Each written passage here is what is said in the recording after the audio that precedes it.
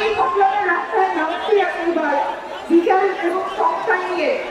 আমরা জানি যে আপনি ব্রাহ্মণবাড়ি আমাদের পাশে থাকবে।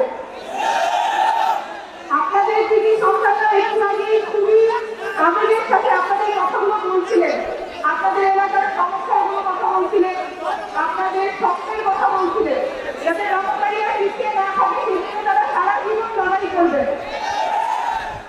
নাগরিক পার্টির আমরা প্রত্যেকজন মানুষ এখানে বাংলাদেশের মানুষের কিভাবে আমরা অধিকারগুলো নিশ্চিত করতে পারি, সুরক্ষিত রাখতে পারি, সংরক্ষণ করতে পারি, সেই জন্যই আমরা সবাই মাঠে নেমেছি।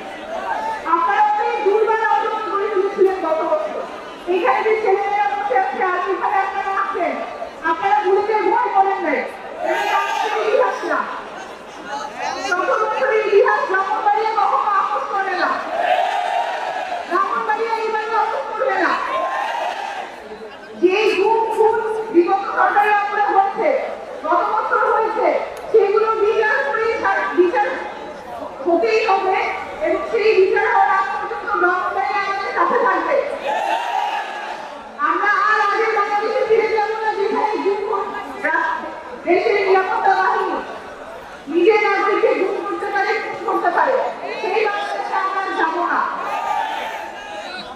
আমরা আজকে যেই পরিবেশে আজকে কথা বলছি, খুবই মর্মান্তিক একটা ঘটনা আমাদের দেশে ঘটে গেছে, যেখানে ছোট ছোট স্কুলের বাচ্চারা ক্লাসে পড়ছিল, সেই অবস্থায় তাদের উপরে সেই বিধ্বস্ত হয়ে মানে এই পরিবারগুলোর সাথে এই যে ঘটনা ঘটেছে, এটার কোনো ব্যাখ্যা কোনোভাবে এটা মেনে নেওয়া যায় না যে কিভাবে এইরকম একটা ঘটনা একটা দেশে ঘটতে পারে।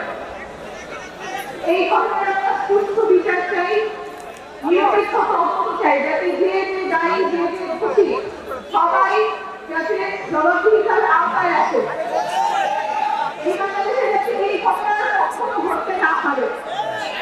সেই সাথে আরেকটা কথা আমাদের বলা প্রয়োজন, আমাদের দেশে অনেক যুদ্ধ হয়, অনেক সময় জরুরি পরিস্থিতি তৈরি হয়, কিন্তু সেই জরুরি পরিস্থিতি মোকাবেলা করা হবে, সেখানে সামাল দেওয়া হবে, সেটা কোনো ব্যবস্থা এখন পর্যন্ত ৫০ বছর পরে স্বাধীন বাংলাদেশে তৈরি হয় নাই।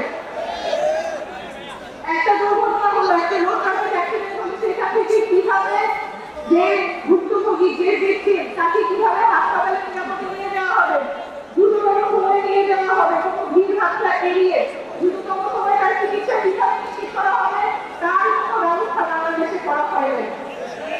এই গত কয়েকদিন আগের যে ঘটনা, সেখানে আপনারাই দেখেছেন ছোট ছোট বাচ্চারা হেঁটে বেড়াচ্ছে, জানে না সিএনজি দিয়ে যাবে না রিক্সা দিয়ে যাবে, কিভাবে হাসপাতালে পৌঁছাবে, হাসপাতালে দেরি হচ্ছে, ভিড়, সেই ভিড় ঠেকানোর ক্ষমতা তো রাষ্ট্রের ডাক্তারগুলো থাকা উচিত, আমাদের ব্যবস্থা থাকা উচিত,